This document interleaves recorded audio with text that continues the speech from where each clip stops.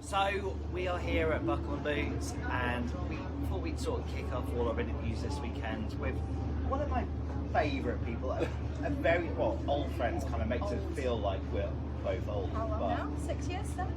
6? Way above that. I started writing in 2015. It was like FSA, I think, when I first saw it. 2015. So that's, 7 years. yeah. Yeah. The That- last FSA at Blackpool. That just really sort of shows that like how a tax man can't actually count. So Do you mind if you want that? it's awesome. Like everyone, like. But anyway, main stage. Yeah, That's exciting. it's very exciting. I didn't know that was going to happen. It's great. So what can we expect from this set this weekend? A couple of songs you know, some of the big songs, and 2 unreleased ones. What are the unreleased ones? Can we get a sneak of some names or anything? Yeah, totally. So we've got a full band unreleased track called Should Have Known, which is kind of old now. It's been around a while, but I just never released it.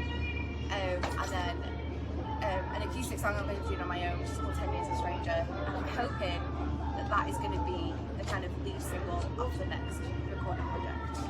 Is it quite strange, like when you talk about new songs and old songs you might have been playing for a little while before? It's like this is a new song, and it's like it's sort of been out there and people have heard it and things. It's like, you know, all of a sudden it's like I eventually want to release this.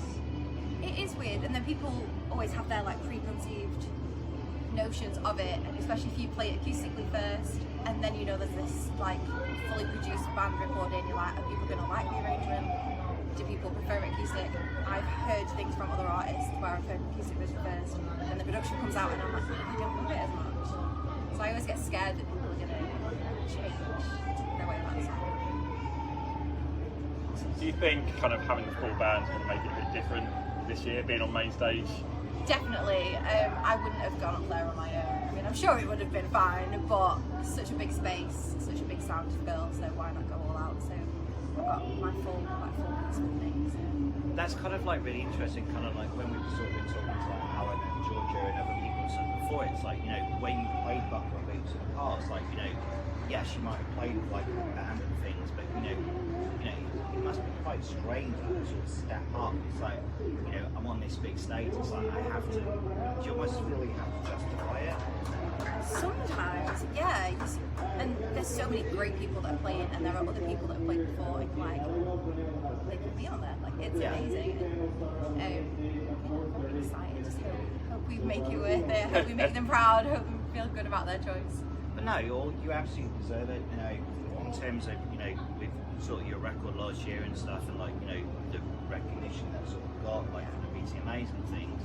It's like, you know, it is really sort of nice to kind of see that people that, you know, play the circuit, work the circuit and things, it's, you know, are getting that, you know, what they deserve to get out of it. You know, like I say, you know, we've known each other a long time. You know, we've hung out a lot, like when you lived down in London and things, and you know, it's been definitely well deserved. Thanks. It's nice to see people still enjoy the record because it's the year old. I haven't released anything since last year's Buckle and Boots, so I thought, oh, we'll even have me back. So then to come up here and get to play the big stage. So do you think it's good to have a festival like this where they do give almost that good split of UK acts and the American acts kind of thing, that is given the chance to get on a main stage? It's really important because else it gives you something to aim for, and it feels possible. Like everyone can say, oh, I'd love to play at C2C, but we know that They're always going to so go for big difficult. night, yeah. Yeah, like that doesn't feel attainable for most people.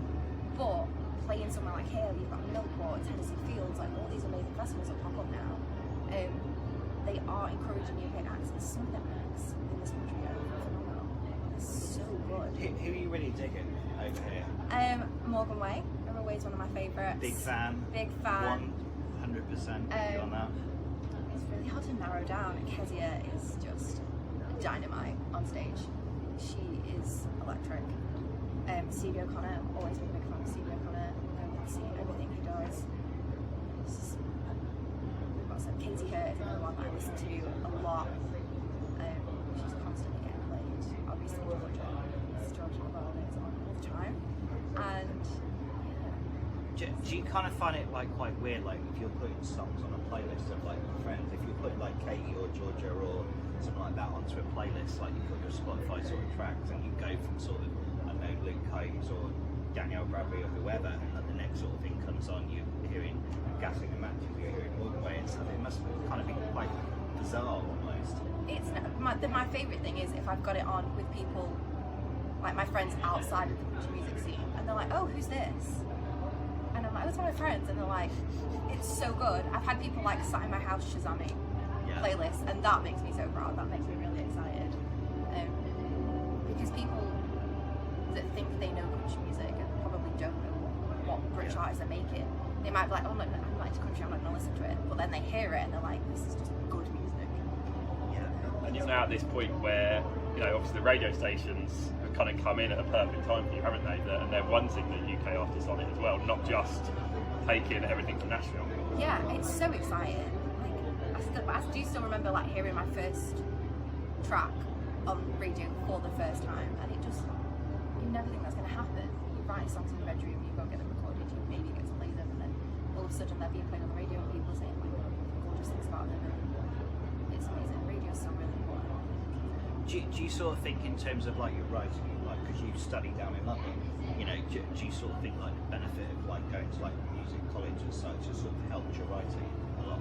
Yeah, so the big change that I got in studying songwriting was learning to rewrite and learning to edit. I never did it, and I was really against it, and I know so many people that are, and I really understand it.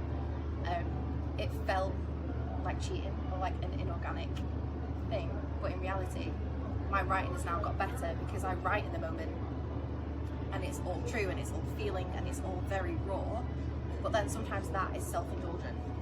Yeah. So it's really nice then to have some time, you can step away from it and then you can look at it as a writer and go, does this make sense to a stranger? Can this be, should this rhyme better? Should this sound better? Should this sing better? Should this have a better flow? And you can analyse it, but you've still got that authenticity from that first write. Yeah. And sometimes that changes the course of the song and it makes it 10 times better. So in terms of new stuff coming forward, like through this year, what's the sort of plan? Are we kind of leaning towards a couple of singles, or you know, you've got things in the locker, or maybe sort of holding it back a little bit longer towards like an EP or something? Yeah, I like things that are in a project. I like albums and I like EPs. I am hoping to release something this year, maybe a standalone piece, which is in the works. And I am writing for the next project, but I'm going to be really fussy with it. I still love the table, and I'm still really proud of the table. Yeah. So I really want the next project has got to be even better. Yeah. And I feel like I've set like this really nice bar for myself. So I only have 2 songs written that I think are like serious contenders for a follow-up. They're both really different. I have a theme, I have a concept, all mapped out, but if the best songs don't fit the theme, then it'll change. I like to have something to aim for, at least. So awesome. Absolutely smash it tonight.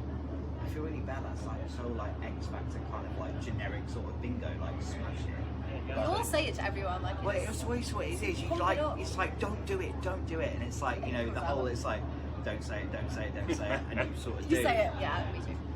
But yeah, have fun. You deserve it. you. Make the most of it. Yes, I'm gonna make It'll some be noise. a lot of fun.